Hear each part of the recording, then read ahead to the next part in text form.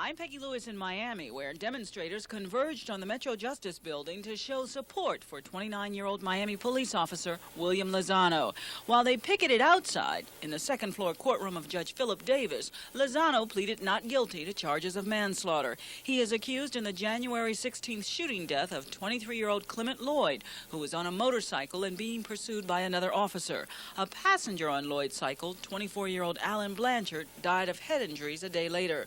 The shooting touched off 3 days of violence in Overtown and Liberty City and has prompted numerous investigations. Lozano's attorney argued in court that his client should not have been charged with manslaughter.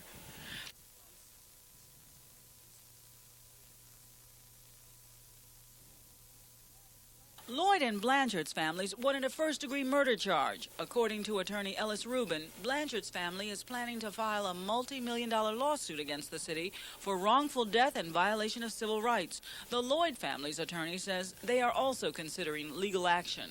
And Lozano's attorney is questioning whether he can effectively gather evidence in the case. The state today presented him with a list of 158 witnesses. Can you imagine, Your Honor, if I leave this courthouse today and I go up on Northwest 3rd Avenue and start going door to door to interview people, we're going to start another disturbance. I know there are ways that they can get information that they need to conduct this trial. And we're just for a speedy trial to get this behind us so we can move on and rebuild our community. While Lozano's attorney hasn't made a formal request to move the trial to another area, he says it's something he's considering because he doesn't believe with all the publicity that his client can get a fair trial. He had hoped for a trial date sometime after the fall. The judge set it for June 19th. In Miami, Peggy Lewis, Channel 10 Eyewitness News.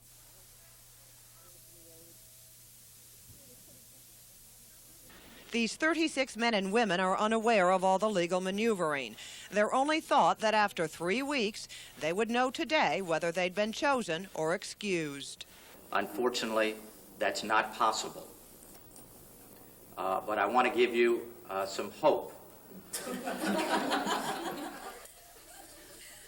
Sort of a window of opportunity through which you may be going, and that is this. What we have been doing, obviously, is working very hard. We are very... Solely because they are black.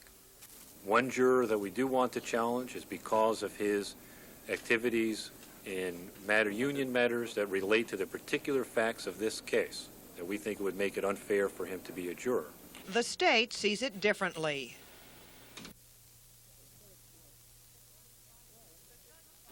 The judge sided with the state to keep the man, and Lozano's attorneys have demanded an emergency hearing in a higher court. It is hoped that the 3rd District Court of Appeals will rule Monday. If it agrees with the defense, then this whole panel of potential jurors could be thrown out and the whole process started all over again. If it agrees with the state and the judge, then these jurors could be sworn in Monday afternoon.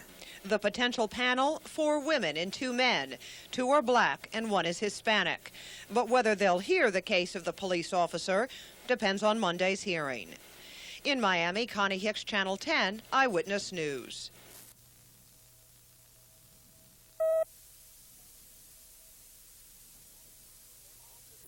Officer John Mervolian was the off-duty policeman who tried to stop Clement Lloyd and his passenger after they ran 2 stop signs last January 16th in Overtown. How fast did you say the motorcycle was going? He was easily doing 70. He lost sight of the motorcycle till after it had crashed into a car. Several people were screaming to me to come over to the passenger who was in front of another vehicle, partially underneath. And they were saying he was still alive to help him. William Lozano had fired a fatal shot at Lloyd. Lloyd's passenger eventually died from injuries suffered in the crash. At any time while you were chasing that motorcycle, did you see the people on the motorcycle do anything that in your mind justified the use of deadly force? No. On cross-examination, Mervolian also agreed if a vehicle is going to strike an officer, deadly force is permissible. Earlier, jurors watched the police department's videotape following the shooting. Because of the angry crowd, crime scene technicians had little time to gather crucial evidence. In the confusion, a helmet was misplaced. Bullet casings were stepped on and picked up by a child. Tomorrow, Lozano's training officer is expected to testify, the state hoping he'll convince jurors Lozano acted recklessly, while defense attorneys will argue deadly force ought to be used if a police officer's life is in danger. In Miami, Connie Hicks, Channel 10, Eyewitness News on the Night Beat. Statement. She then looks back across the street, and when she looks back across the street, she can now see the police officer standing there with the gun aimed. But she also has time before the shot is fired to look south. This argument that there may be some try to timing done to these tapes. The problem with timing and trying to find out times when things. Why would he go out, pull a gun, and take aim? Manslaughter. The judge is going to define what manslaughter is. And nowhere in that definition is he going to say that the state has a burden to prove what the motive was. He is going to say if the killing was done by an act or culpable negligence, that wasn't.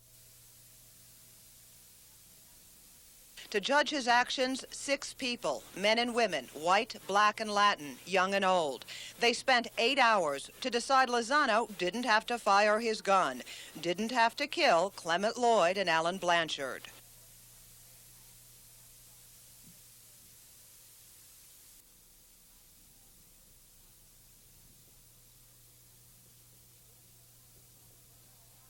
William Lozano sat without emotion through it all, later saying he never expected this. One of his defense attorneys said cops weren't safe on the streets. I extend my sympathies to all police officers, because as a result of this verdict, I think that each and every one of them is at risk. Lozano's other attorney claimed the trial was unfair.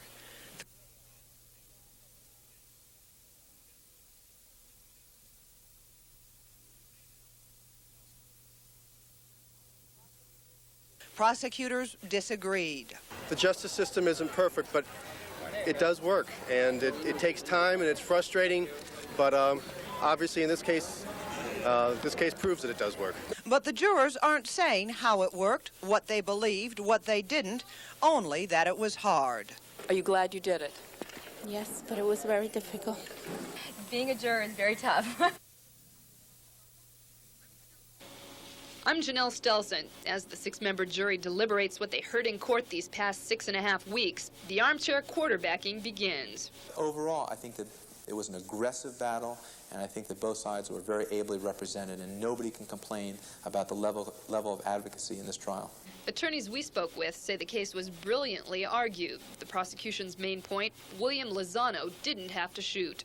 The prosecution's position is that Officer Lozano had all the time in the world to aim his gun, well, first of all, to draw his gun, then secondly, to aim and train his gun on a moving target, and then to shoot a moving target in the head.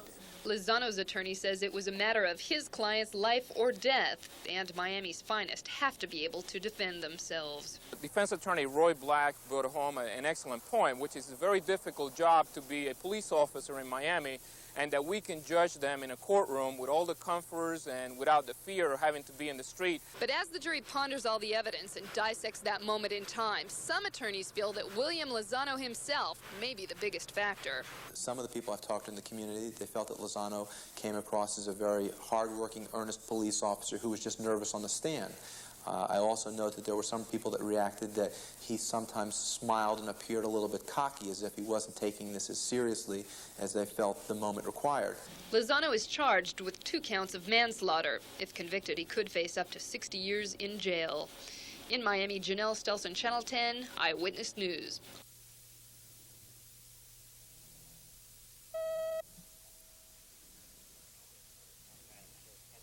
All right, Madam Clerk, publish the verdict, please.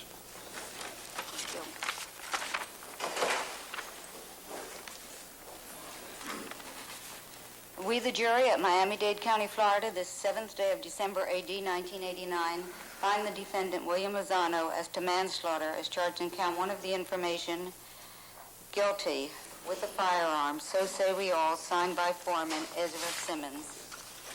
We, the jury at Miami-Dade County, Florida, this 7th day of December, AD 1989, find the defendant, William Lozano, as to manslaughter, as charged in count 2 of the information, guilty without a firearm, so say we all, signed by foreman Ezra Simmons. If these are your verdicts, answer yes. If not, answer no. Gloria Quigley? Yes. Royal Brumbach? Yes. Robin Johnson? Yes. Karen Black? Yes. Vivian Gonzalez? Yes. Ezra Simmons? Yes. All the jurors accede in the verdict, Your Honor. All right, thank you, Madam Clerk.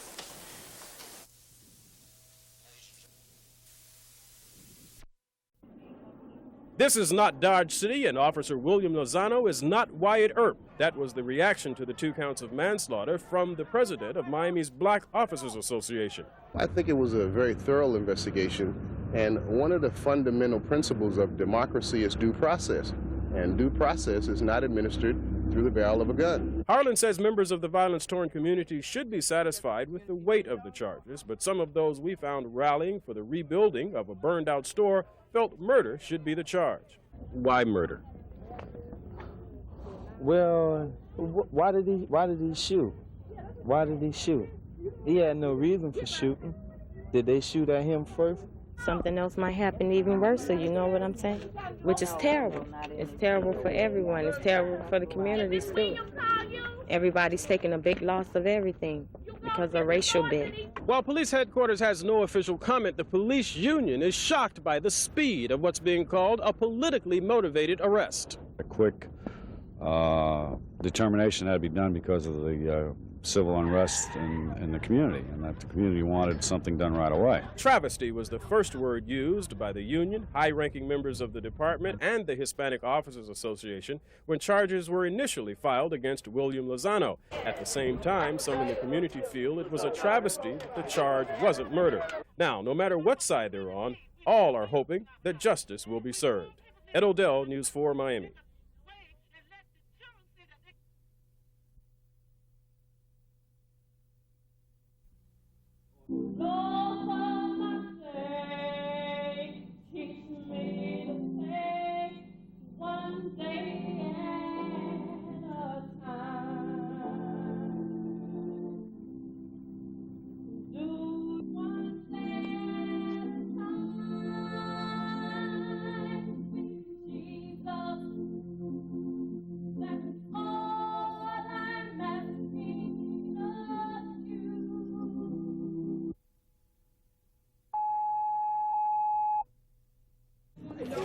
It seems wherever Al Sharpton goes, controversy follows. Today he toured over town to meet residents and offer his help. But most just stood on the sidelines and watched, wondering what good could possibly come from the visit. I don't like it. Why? I know, with the Tawana brought this case around too much. He's served a lot of trouble, so. But Sharpton had some defenders, too. Those for them to get on the media and say that they don't support you coming here, they need to come and talk to you and find out why you here. At a news conference later, Sharpton said he's only here as another voice for justice. The real outsiders in Miami is not Al Sharpton.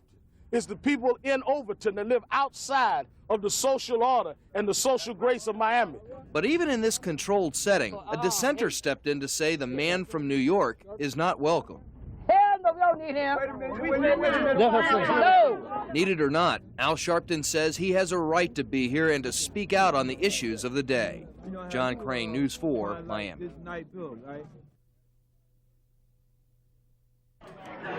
It was the shooting of 23-year-old motorcyclist Clement Lloyd that began all the trouble. He was killed instantly by a bullet fired by Officer William Lozano. And late this afternoon, the passenger on Lloyd's bike, 24-year-old Alan Blanchard, died of injuries he received when the motorcycle crashed. A city police investigation began immediately. Then today, in an unusual move, Miami's U.S. attorney announced the feds have started an investigation as well. We've chosen to both here and in Washington acknowledge the importance of this investigation because the community needs to know that we are doing that investigation. Then this evening, Mayor Suarez announced the city would launch yet another investigation separate from the police probe. City commissioners should appoint a special review panel tomorrow to sift through all the information available. This independent review panel will be empowered to the fullest extent permitted by law. That might even mean the panel would have subpoena powers, which would be unprecedented in city history. Black leaders hope it will. I think it should have subpoena powers. There's no point in having a panel unless it can, subpoena the officers to come in and give testimony.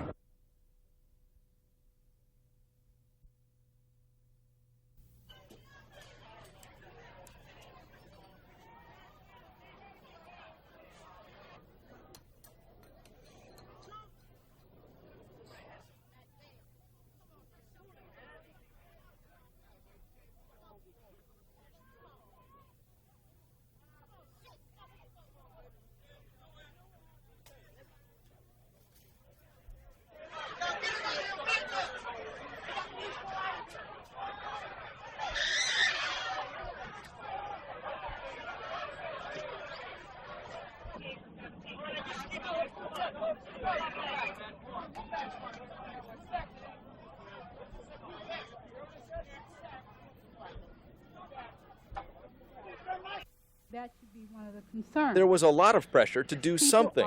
Overtown activists like Anne-Marie Adker felt it. I need something to take back to my people now. This is going to be done. This needs to hit the papers this evening or tomorrow morning. And commissioners like J.L. Plummer felt the heat. I am damn concerned about tonight. At first, some commissioners wanted a special committee to study the specific incident that touched off all the trouble, the police shooting of motorcyclist Clement Lloyd by Officer William Lozano. But Commissioner Miller Dawkins said the panel should deal with a broader problem. The police perceive one thing, the citizens perceive another. Now that's what the review is about. To look at how police and Overtown don't get along, the new committee will have a staff, a budget, and subpoena power. Those subpoenas will have to be used carefully. We cannot in any way interfere, and of course the city manager, we cannot in any way interfere with any of those three investigations that are pending and are required by state law and federal law. But Police Union President Dick Kinney says he worries about policemen's rights when subpoena powers are involved. Kinney says the whole tone of today's meeting disturbed him. From listening to everybody, and a general consensus is that they've already convicted Officer Lozano. The committee's supposed to have on it 5 policemen to be chosen by the chief, 5 community residents to be named by the Overtown Advisory Board, and an 11th and final member to be selected by Mayor Suarez. But despite all the expressions of urgency, by news time, none of the members had been picked. Nick Bogert, News 4, Overtown. A state attorney had implemented procedures that in all police officer involved shooting, there would be an inquest before a judge who would make a determination on the evidence. The evidence would then be presented to the Dade County grand jury. The last time Reno bypassed the grand jury in such a sensitive case was in 1980 when she filed charges directly against 5 police officers accused of beating Arthur McDuffie to death. All 5 were found not guilty. The next time she tried a police shooting case against Miami officer Luis Alvarez, who killed Neville Johnson Jr., Reno went to the grand jury for a murder indictment. Alvarez was also acquitted. I agree with the state attorney's office on this one. Criminal defense attorney H.T. Smith thinks Reno's charges and timing are right. And I think the reason for that is that Janet Reno was afraid that the independent review panel and other investigative agencies would be parading her witnesses through and giving the defense lawyers more ammunition by having the witnesses make more statements. The independent review panel has not called any witnesses, but it does have subpoena power, and it was supposed to report to the city commission on Thursday. Meanwhile, Miami's Puerto Rican community has been waiting 5 weeks for charges to be filed against 6 Miami officers who allegedly killed Leonardo Mercado. Although we don't sympathize with rioting because we don't think rioting is the answer, we would wonder if that's what it takes for us to see that our cases are taken care of.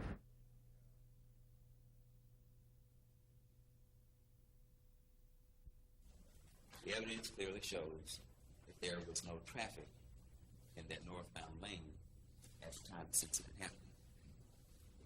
Why, then, does he have to come in here and say to you all that there was traffic? Well, he knows that all the witnesses placed him at the Rivers police car, right? He knows that based on his statements to the other detectives, that those statements place him at the rear of the police car. He knows that through the reenactments that he did there at the scene with Sergeant Stonebreaker and with Detective Muir, he's placed at the rear of the police car. And if he's at the rear of the police car, that means he can retreat. But if he can come up with some reason as to how he could get out in the middle of the street and says, oh, but I couldn't get back to the car, then maybe you'll believe that the shooting was justified. But that's a problem, too. Because once he steps out here in the southbound lane, there's nothing obstructing his view, and he can see clear past the overpass at 14th Street. And now he's got to come up with an excuse as to why he can't see the motorcycle. Traffic. Did the witness at some other time make a statement that's inconsistent with the testimony he gave in court? Oh, yeah. Oh, yeah. What did he say in court? There's a great deal of traffic, and the motorcycle was going around traffic. At the scene, he didn't tell anybody about any traffic. And what he said, well, I felt the motorcycle was trying to run me over. In court, he says he was standing out near the center line. When he talked with all the detectives at night, he said he was standing near the rear of the police car. In court, he demonstrates for you a hip shot. Out at the scene, he demonstrates the two-handed tracking. In court, he says the motorcycle disappeared after the shot. That night, he says, I turned around and I saw it crash into the car. In court, he says, Eddie Johnson mumbled something, I couldn't tell what it was. But the night it happened, he told Detective Muir, the civilian that was standing next to me said, look, there comes a motorcycle being chased. And I mark you now. In court, he says, he didn't see the motorcycle, didn't hear the motorcycle, didn't hear the siren. Everybody he talked to that night, he told them he knew a chase was going on. He's lying. He's lying. That's why he's changed the story. And the reason he's lying is because he's got to come up with some explanation to try and get you all to believe that this was self-defense, this was a justifiable use of force, and it wasn't. The story is just not worthy of belief. It is not credible. It does not make sense. You can't explain how he didn't hear the motorcycle. You can't explain how he sees this traffic that even his partner says wasn't there. He's trying to come up with a story to justify the shooting. I submit to you that your obligation in this case, when you go back there in that jury room, is to return a just verdict, not based on sympathy, not based on how you feel about the victims, not based on how you feel about the police officer, but what your impression is about the evidence that was presented in the case and the law that the judge has instructed you on. And although it's going to be a difficult thing for you to do, the only just verdict that can be returned in this case, based on these facts, is guilty of 2 counts of manslaughter, because on January the 16th, 1989, this was not a split-second decision. This was not a life or death situation. He didn't have to shoot. This was not self-defense. He's guilty.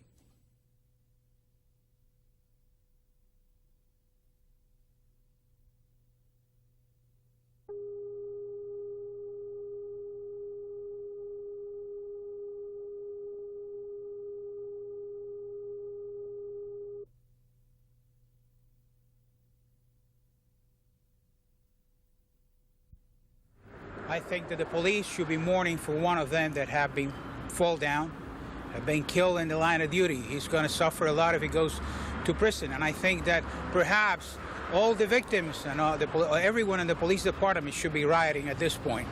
No one else we spoke with today abrogated for violence in the streets of Miami, but many of the callers at Colombian radio station Radio El Sol and Cuban-American radio station Radio Mambi were irritated, many saying the results of today's jury decision may be felt in months to come, especially on the morale of the Miami Police Department. Scapegoat. He has done nothing wrong. He's serving the public, and yet this is how we thank him. He didn't do a thing wrong. I think he should be able to walk the streets as a free man.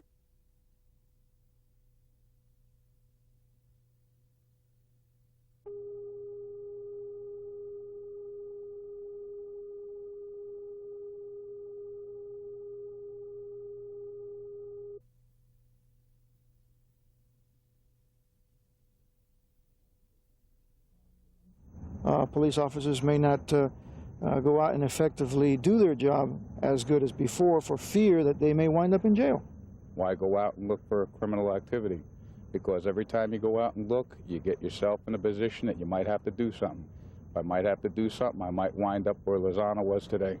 And I don't want that.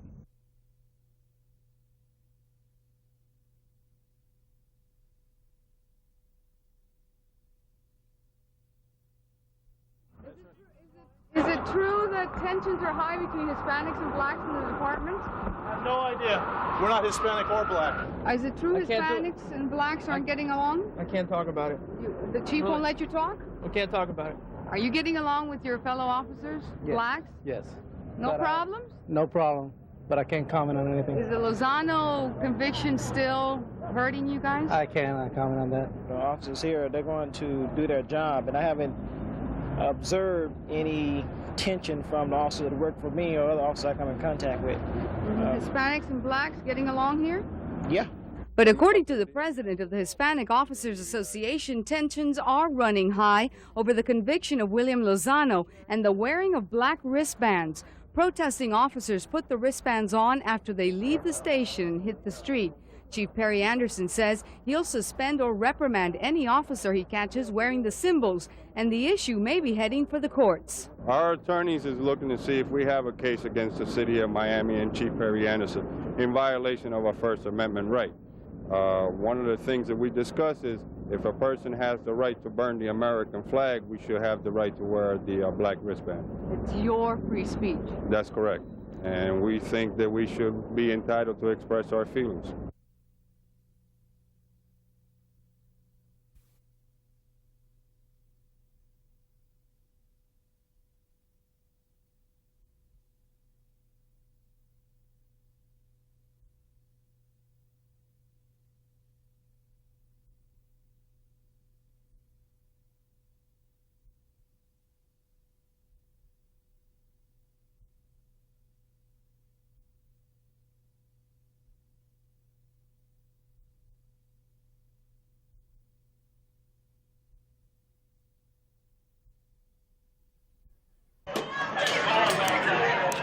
This is Jose Diaz-Balart. The Miami police officer who shot and killed Clement Lloyd was arrested. Based on all of the evidence and a review of the Florida law, the correct charge under Florida law is manslaughter with a firearm. Officer William Lozano posted a $10,000 bond and was released after turning himself in.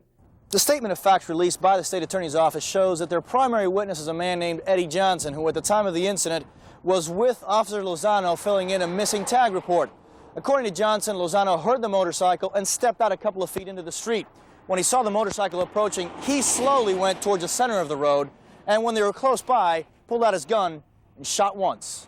Lozano's lawyer says the officer shot Lloyd to avoid getting run over by his motorcycle and accuses the state attorney of using the officer for political purposes. Police officers have learned in this community that they don't want to be served up on the altar of some politician for some political purpose, and in this week it happens to be to save the Super Bowl. Some Miami police officers admit the arrest has lowered morale. If one of our own does something wrong, it's incumbent upon us to ensure that that we prosecute him. That this doesn't mean because he was arrested that he's guilty. Police have suspended Lozano without pay. Jose Diaz-Balart, News 4, Miami.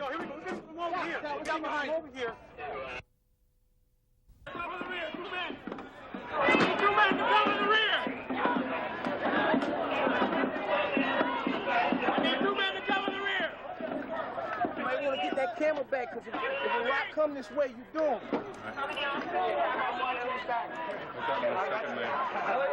Just push me if it happens.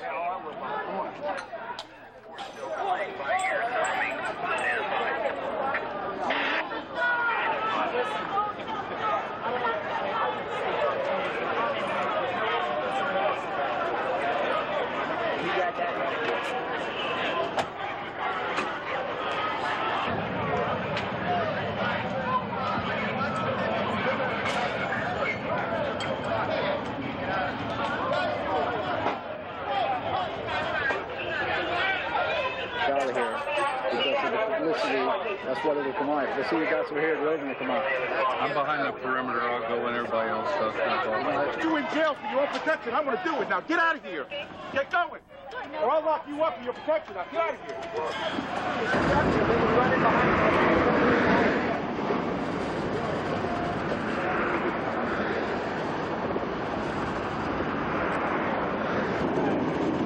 What street is this?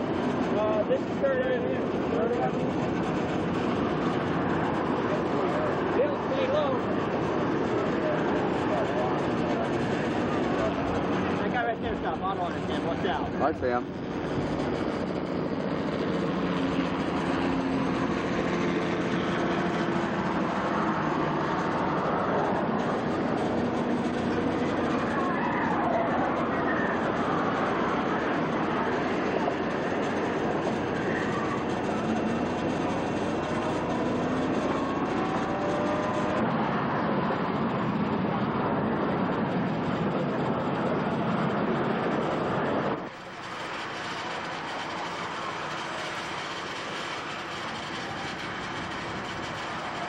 Look at this state trooper. He's got a gun for him.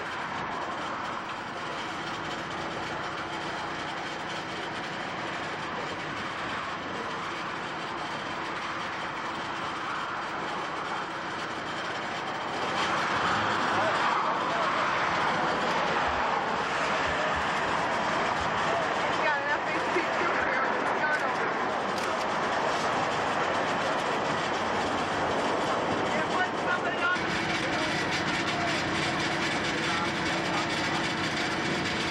Would you be able to pan over there Where? to the FHP?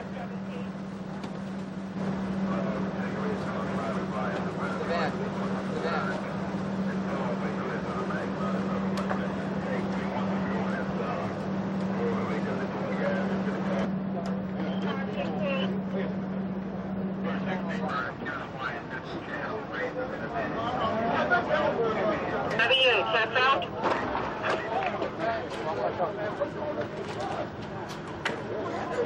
Wait, there's a van coming. Wait! Look back! I'm coming! Let them get show you at this time.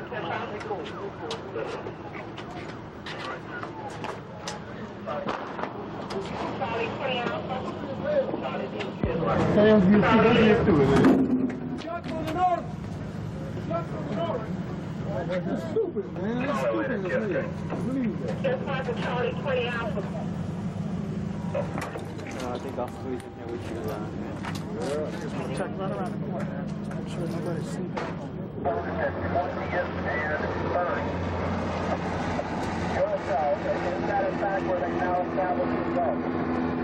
PSL. First Ave and 20th Street. Patrick Fraser is there now.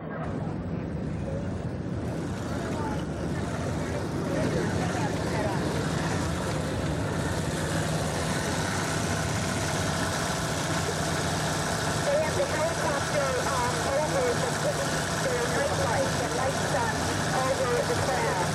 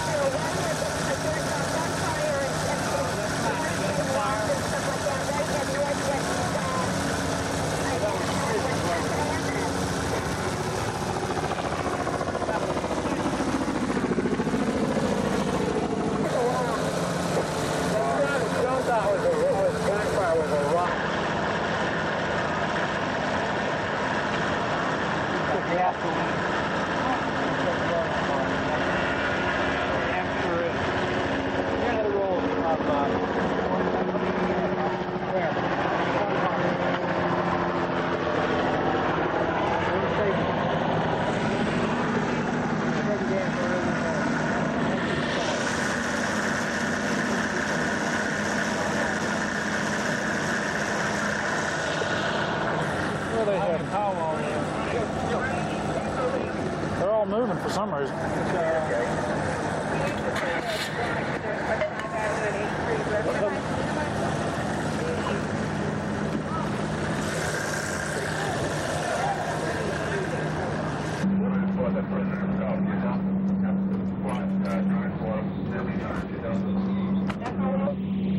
Dumpsters in the middle of the road, more gas in there, let the things on front.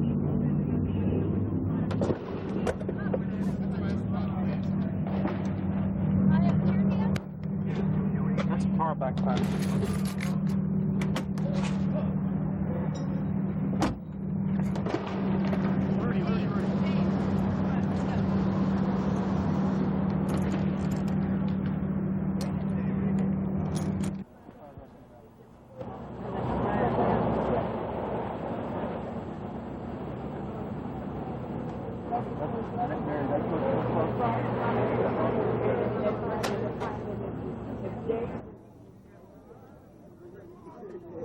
Turn that camera around and tell your ass. Oh, shit, let's go. Come on, don't run. Come on, See what you got, they hit him as they come back. Get out of here.